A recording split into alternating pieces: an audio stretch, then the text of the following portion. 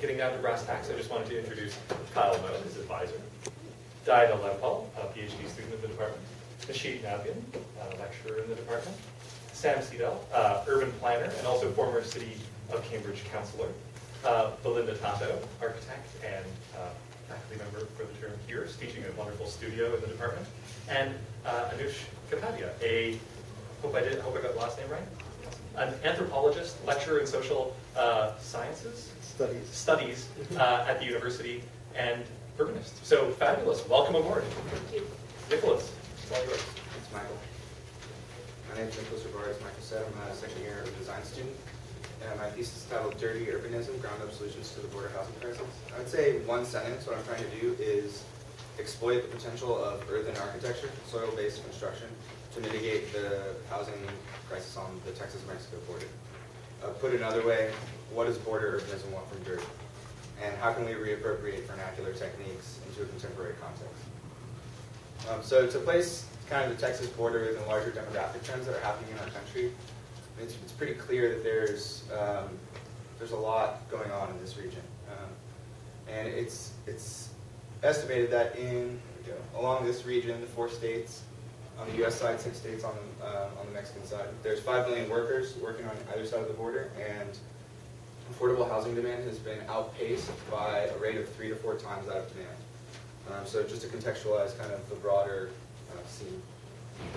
Some of this research is done in collaboration with 2 women from the landscape department, so I've noted their credits up here where appropriate.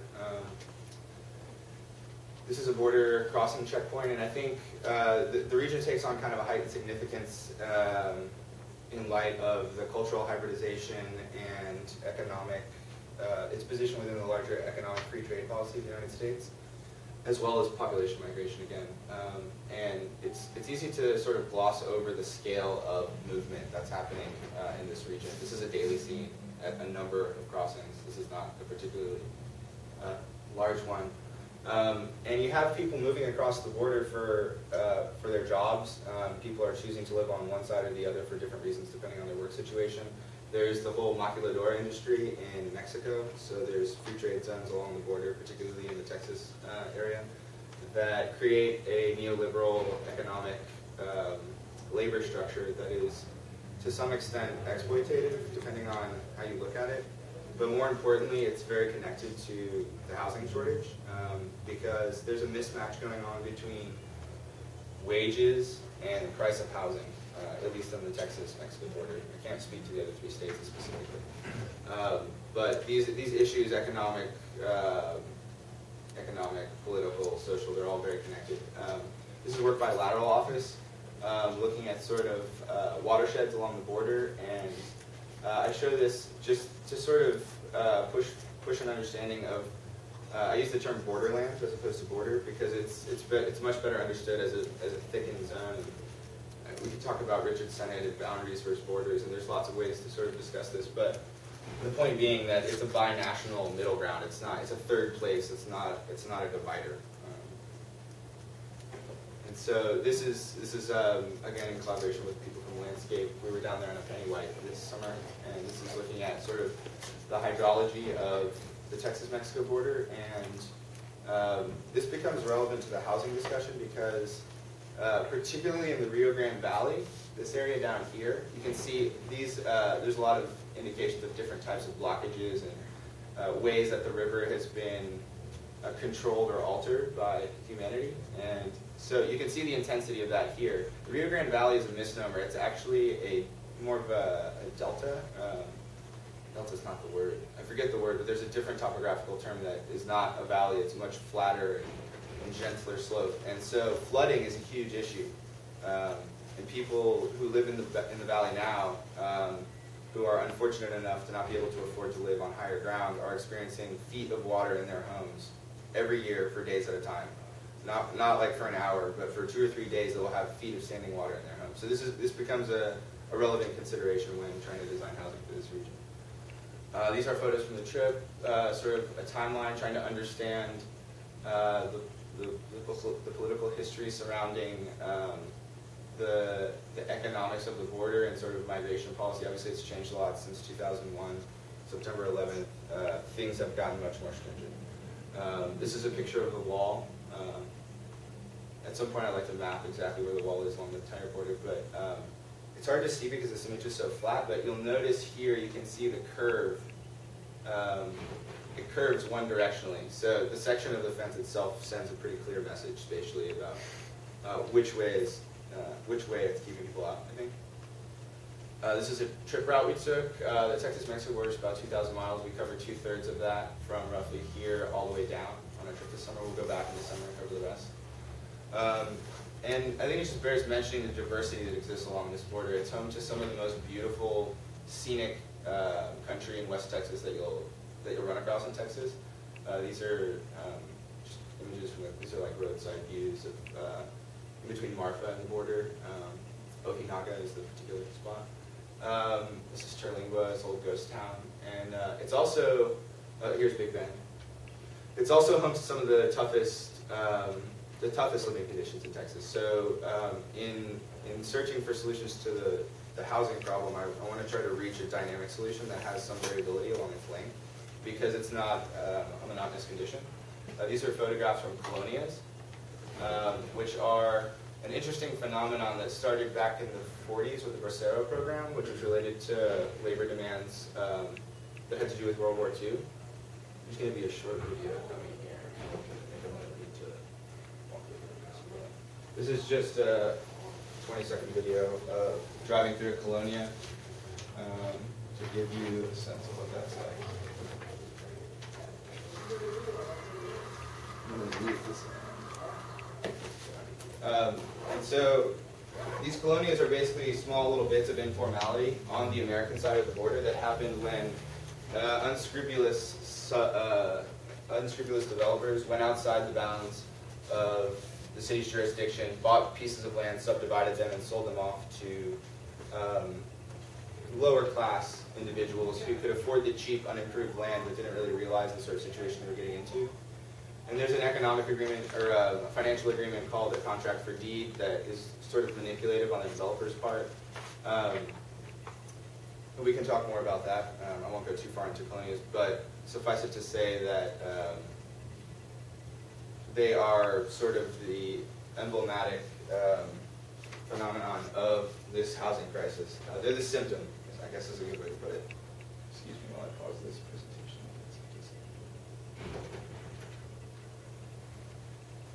So along that border, when we're going through these colonias, we saw a lot of really nasty, sort of dilapidated trailer homes are one common solution for housing right now, so like wood stick frame covered in vinyl or hardy board or whatever, typical construction industry housing solutions.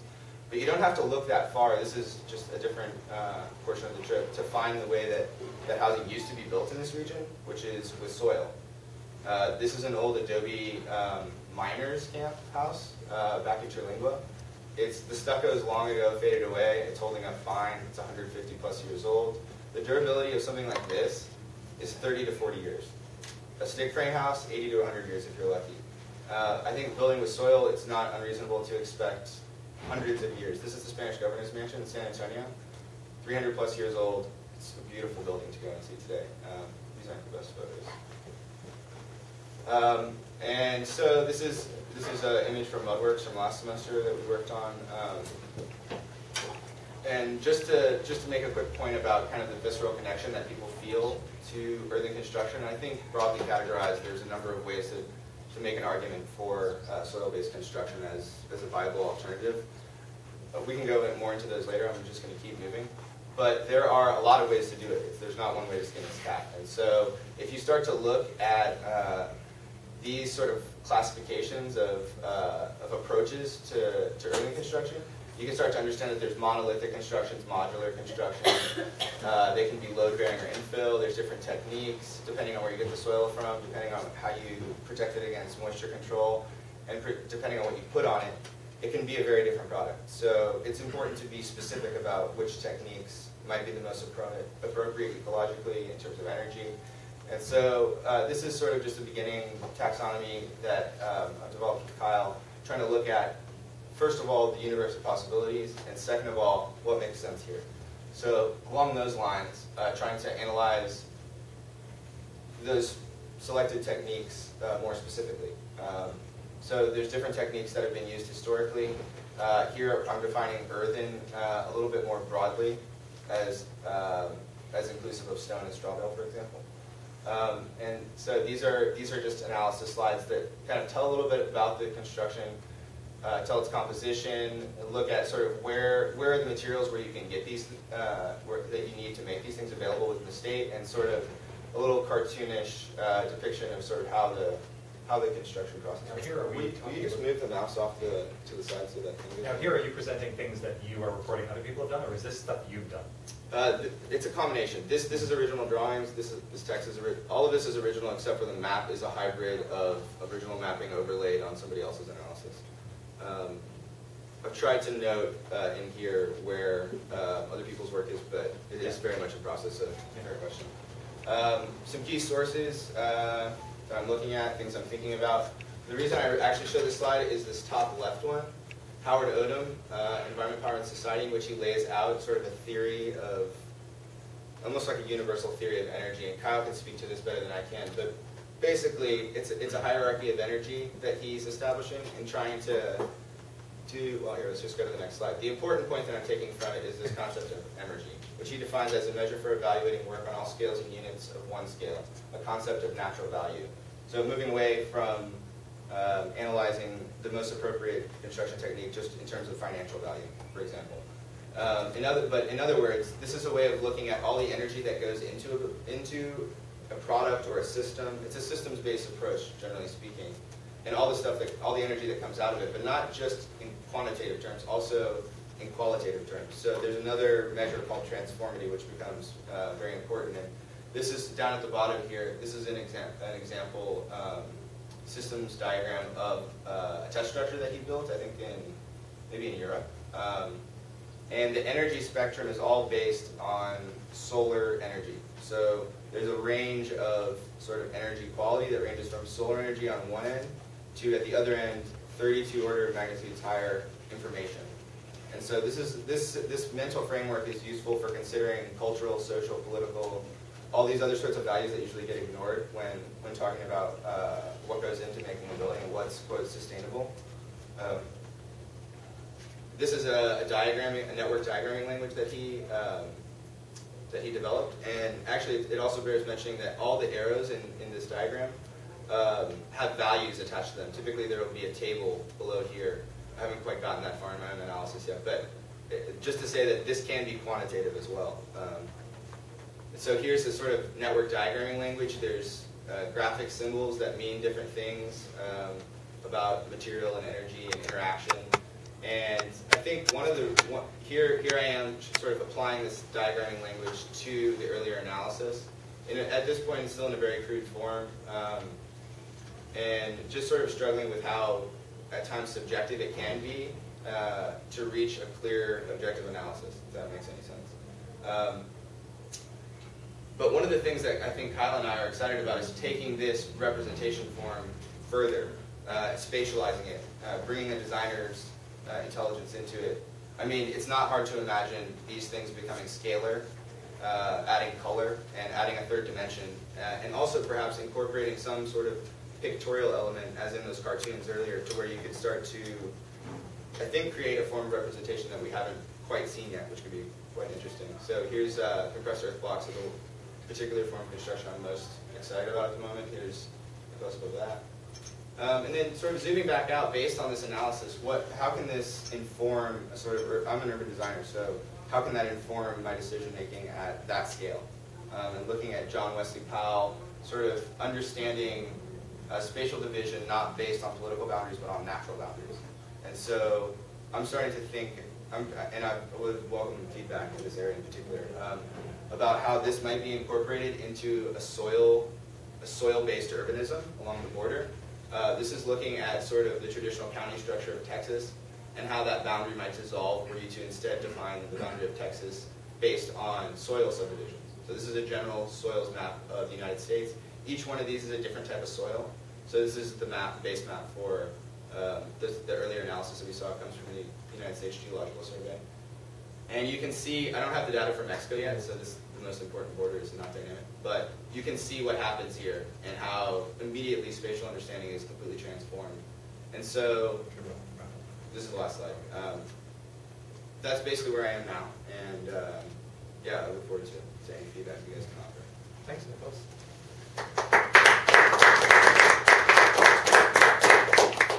Also, I should introduce Bing Wong as well. I think that's everybody.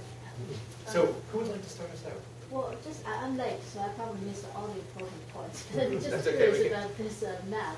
When you see this is based on soil, what kind of category of soil, or what aspects of soil this is based on? So these divisions refer to something called soil series. Mm-hmm. Soil series have names as you and I have names. So they're very particular place-specific names for different compositions of soil. But really where the meat of the information in this map is, if you go one table past the series map, you get to a components map, or a components table of each series. So it basically tells you the mineral characteristics, the percentage of sand, clay, loam, gravel, different sorts of aggregates. Yeah. So it tells you, it relates back to sort of the construction aspect that I'm interested in, which is which color is the most useful, basically, for my purposes. Well, it depends which type of construction system you're using, actually. So and sorry. I was just going to say, and the construction system depends on where you are along the border and the larger climate, the larger political, cultural climate, not just economic climate. So the composition content relates to the construction instead of agriculture. That's what's showing here. Well, I'm particularly interested in construction. You could probably use this map. This is not an arable soils map, but you could use it to get to that analysis if you wanted. Although I haven't pursued that at all. It would be useful to have at least some kind of legend, because the Right. different soil maps, there's thousands of different soil Yeah, maps, absolutely. so it would be very helpful to understand that quality of the map. Okay. Sorry. Go ahead. Okay, sorry, I can't see. No. I want to ask you what the problem is that you're trying to solve. Okay, the problem that I'm trying to solve is could be broadly framed as a public health problem on the border. When we talk about there's a housing crisis. This is not my discovery. This is a widely acknowledged phenomenon on the border. There's a lot of reading about it out there. If you're interested, I can point you in the right direction. But when we talk about housing, obviously, we're not just talking about one person's home. It's in a way, it's an urban perspective on residential space. And so immediately you start talking about things like hydrology, about public health, about You'll have to narrow it. Yeah, I just somehow. want to ask a follow-up question before you keep going, because you have a lot of really rich information and texture to this, which is great. But if the problem is a housing crisis on the border, how does earthen building solve that housing crisis? Okay. Well, right now, a large part of the problem, in my opinion, is the way we've been talking about it is in sort of like in terms of material geography or material agency. But basically, we're not building very durable housing. So the stuff we are building is not lasting, which is hamstringing us in terms of meeting this already outpaced supply and demand. Do migration flow patterns require durable housing? Yeah, I mean, this is a permanently urbanized area that's only becoming more urbanized. But That's interesting, because that's enough of a problem that seems a little bit more resolvable. Or just characterizing the bigger problem in those terms seems much more sort of graspable. I guess I would also add, in terms of what earthen construction has to offer, earthen construction it's a vernacular form of construction, and so there's a couple advantages to that. One is civilization has teased out the most appropriate way to build in particular climates over thousands of years. So as a designer, you don't have to come in and invent a solution. It's already there for you. So it gets away from the question of authorship a little bit. It adds a certain air of humility to the design process. But also, more importantly, it's traditionally been like an auto-constructed thing. So people are self-building, which means that we can tap into a labor supply on the border that's completely unused by the government right now. as well as a material supply. We're not using soil. We're not using the citizens that are there. Why not put these things together? People are doing this exact same model in Mexico with organizations like Échale tu Casa. These people have built 26,000 homes out of earthen blocks. The people, and they don't build the houses. The people who live in them build it. So it's very, on a bunch of levels, it makes a lot of sense for this context. So just to finish that line of questioning, and then I'm done. The thing that's really interesting is that you started out with the housing crisis, but you ended up with questions about authorship and sustainability and mismatch with the environment. And I would push you to try to articulate which of those problems you're actually trying to cope with, whether it's quantity and supply of housing or whether it's something else about housing, because that'll justify the deep dive into the urban infrastructure. Okay, Thank you. Anush, and then Sam, and then Belinda. Great presentation. I mean, my comments are sort of broadly in the same spirit. I'm sold on the idea of, I mean, I saw the installation here last semester, and it was amazing. I guess my question is, along those lines, add a few dimensions to the characterization of the problem in order to be able to sell us that this is the solution. Okay. And two dimensions, I think, in particular are very important. One is cost, right? I mean, hate to be the bean counter, but I think that's probably the most important one, actually. right? And so the audit, this sort of fascinating systems audit that you did for the new stuff, maybe do that for the existing stuff, and then because you have to benchmark, right? And so that if you direct that towards the extant situation, then that gives you a benchmark and say, hey, guess what? Ours is better on all these criteria. You know what I mean? And so that sells it, not only as a project, but also as a solution on the ground, right? So that's number one. That's really useful because it also suggests that maybe the value of the energy diagrams is actually as a way of justifying to a certain kind of decision maker things that you can morally or rhetorically justify, but you can't say, look, here's this. It's an audit, right? It's moving from subjective to objective, and you're making it kind of quantitative and saying, okay, this is on these parameters beats it out. So don't ask me, ask the systems. It's also exactly why we're using the energy method, because it's the only methodology that you can actually make direct comparisons between some kind of social input-output and right. material input-output, economic input-output. So that's precisely why. That's a really important chunk here. I think that's really compelling. And I think Okay. So I think that's one. And the other, so that might entail you doing a bit more than what you suggested you were willing to do or have done so far, which is go into the colonias a bit more. Right? Both on the one hand, but also when you describe them as bits of informality, right? It suggests to me that the constraint might not be cost, but it might be some kind of legal political construct. Right? Why is it that these are in what way are they informal? And is what way the kind of juridical apparatus that's there impeding a certain kind of development. So you're characterizing the problem both in terms of its legal political dimension, informality, and the cost dimension. I think that will sharpen the problem much more. So then we can the solution that you're providing then comes along and says, this is why it's so great. A lot of the colonias from the pictures, a lot of them were crappy, but a lot of them didn't look that informal. So characterizing exactly how they are informal. Yeah, that's important. There's a long presentation on colonias, and I would love to include more of it, but your point about the sort of overarching structures that are creating this phenomenon is a good point. And so far, everybody's been pushing you into that. What is the nub here? And what is the nub of the problem that actually gives rise to the kind of solution that you're proposing? Sam?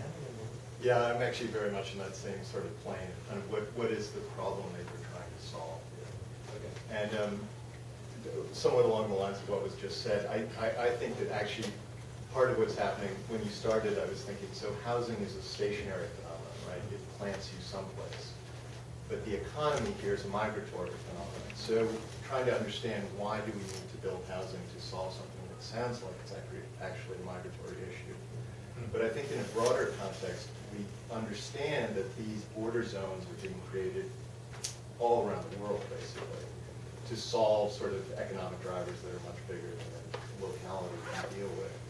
And I think actually back to the point that was just made, one of the big challenges that's happening here is that you actually have an international border that's splitting a naturally occurring phenomenon. And at least on one side of that border, on the American side, we are very opposed, I think, in a lot of levels to the sort of informal housing communities, right, that exist throughout the world. And I would almost say that one of the challenges you're trying to deal with is this is happening, we need to address it, and we need to kind of get beyond our traditional structures of how we organize housing.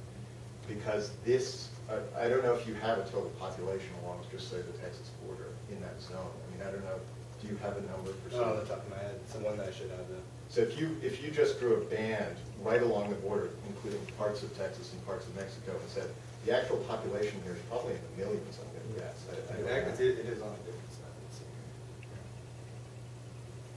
see. So there's this idea of the sister cities along the border. So for example, you know, just in the Rio Grande Valley, it looks like there's about 4 million people. It's all spelled out up here, but that's a number I should have on the top of my head. So actually, probably what's happening is that migratory patterns are mimicking your sort of watershed maps, right? You're actually, humans are acting like animals and they're going towards water. That's probably what's happening. I like that. And so we need a way to kind of think about this that actually sounds rather simplistic and maybe, you know, not to, but maybe even primitive, but it's actually the 21st century evolving in America, right? So we're trying to sort of solve this complicated thing. I'll just kind of leave those out there for you to kind of think about. Nice to diaphanous. Thank you. That's great. Okay. One more comment. Many things I agree, but only some other layer. Well, if you have the possibility right now of, I mean, it's not clear for me the outcome of this, because it's still very open. You know, I just wonder if you have the possibility to do any kind of follow-up or after this thesis, if it would be an NGO developing this kind of housing, if it would be a kind of a policy making so that you would actually regulate and work with the communities around and in seeing how to implement this. If it would be a construction company that you develop very specific and sophisticated solutions. So still, it seems to me that it's a bit isolated. You're working on the material, but still, I don't have the feeling of what is going to be the added value that you are giving back to the community. And for that, I wonder if you have still enough data of the existing, you know, I mean, I just wonder, I guess you have a lot of data already, but try to get kind of real people contact so that you are really tackling a very specific project and coming up with very useful solutions. And then there's one more thing regarding the materiality. I guess if you did some kind of survey to these people who are living in these kind of houses that we don't like, I don't know if they will be, you know, if they would like to be living in this kind of earth. Sure, no, you're absolutely right. There's a stigma. So I think, you know, there's many connotations into materials, and I don't think it's helping to give an example of a building from 300 years ago, because it seems like, you know, it could be. So I think you should also develop this idea of upgrading the material and you know, kind of technify it a little bit, but still it's a bit too abstract, you know. And I just wonder, you know, you're saying, you know, just on the other side of the border, there's people who can work in it and then doing it. But why aren't they doing it over here? Maybe it's not possible. Maybe that people cannot live. Maybe people wouldn't. So I think you need a little bit of reality into the project to make it more real and more useful. Okay, wonderful. And Kyle, oh, of course. She's very Just following on the comments, the deadline of the project is in 2 months, isn't it? Oh, no, it's actually in May. That's one of the beauties of, so you can give a really So big Yes. comment. So what do you envision would be the final product in May? Because that would help, if you have a vision for that, that would help basically narrowing. Sure. Yeah, I can speak to that. I feel like right now one of the things I'm struggling with is I'm trying to wear like architecture, urban design, and planner time. So it's useful for me to talk about this stuff. But I guess in my own head, the goal is sort of an urban design scale analysis of the whole border, focusing more on the Rio Grande. And then I've partnered with a nonprofit in the Rio Grande Valley, McAllen. Excuse me? Of the entire urban conditions based on, you know, almost like a McCarthyan analysis of sort of looking at different layers that are ecological, economic, social, and figuring out, using an energy framework that accommodates all these, what is the most appropriate soil type, or construction type rather, along the border. So you're going to be suggesting the construction type based on the type of soil on the region. and also the energy diagrams that I'm guessing that financially speaking, it's going to justify your choice. Financially and otherwise, but then also to go down there and build one of these houses. That would be the goal for the next summer. Okay, so your product is going to be one house? Yes. That's an important consideration. That would be that's the goal, and I have a nonprofit that I'm in cahoots or in collaboration with that is willing to provide land to a family that need a house. You even get a family. That's well, I mean, maybe that's a crass way of saying it, but there's a lot of people waiting in line to have houses built by it's called Proyecto Azteca. So I need to raise roughly $50,000 to do that, which seems doable. Apparently. You may actually want to get a job with the GSD development office. I don't know. I feel like between it won't. I mean, this is something I've actually thought for a bit about. There won't be funding available federally, so it'll have to come from things like Kickstarter or philanthropy.